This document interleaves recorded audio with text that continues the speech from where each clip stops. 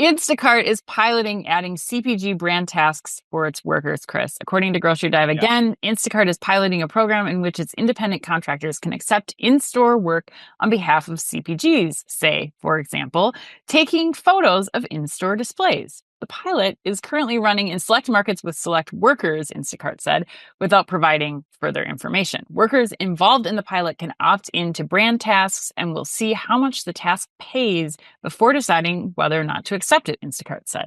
Workers are also not penalized for not accepting a task. Chris, are you pro or con Instacart adding CPG brand tasks for its gig workers? Ooh, can I say that I'm prawn, Anne? Can I say prawn? Is that an effective answer for this? I'm kind of mixed. So I Okay. think I'm prawn, but I think that's I'm okay. probably more pro than I am condo. I think, Okay. but I would say I'm prawn. I'm like right squarely in the middle, maybe a slight hedge towards pro.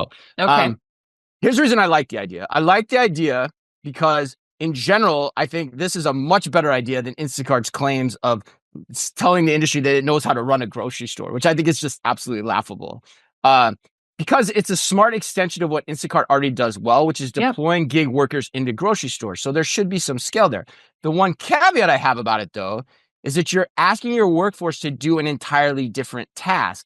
And like everything we talk about on the show, everything you do has a cost, which is going to mean slower pick times, more missed picks because of distractions. I don't think Instacart knows that yet, which is why they're piloting. Now, the important thing for me, though, is as I was thinking about this, I think all of that can be avoided if the tasks are routed separately. So for that reason, I think on the whole, I really like this idea. Like if you just have a gig worker staff that goes and does the CPG work and Right. one that goes and does the picking, problem solved, in my opinion. It doesn't sound like that's how they're routing things yet when I read the headline, but who knows?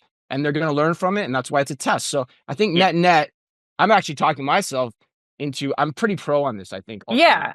Yeah, I agree with you. I mean, I think the key thing is how is this rolled out? Like there's no information on that. I think to your point, if this means that, as a gig worker who I kind of set up my day and I have to stay in and around the grocery stores that I know that I could get orders from coming in my way, like this is a great thing to do when you're killing time. If it's a totally separate task, like, hey, I can get paid X number of dollars for going in this grocery store, walking around, taking a few photos. I think anything that, as like you said, as long as it stays separate and it does not slow or impact picks, I think that's a key thing here.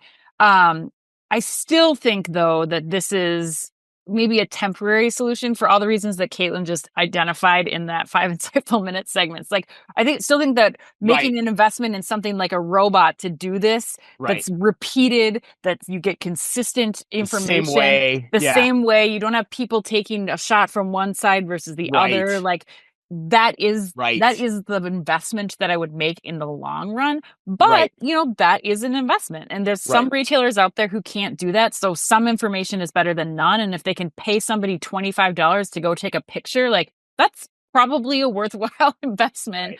So I'm pro if